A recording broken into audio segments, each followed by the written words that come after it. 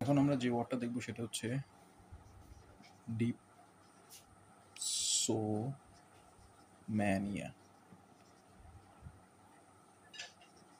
অর্থ হচ্ছে মদ্যপানের তীব্র আসক্তি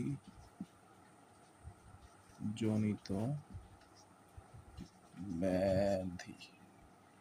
আর এই রোগে আক্রান্ত ব্যক্তিদেরকে বলা হয় ডিপসোম্যানিক।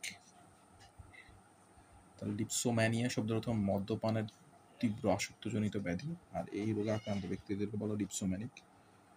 আর এখন যে ওয়ার্ডটা শিখবো সেটা হচ্ছে ডায়ার। ডায়ার শব্দের অর্থ হচ্ছে ভয়াবহ, মারাত্মক, ভীষণ।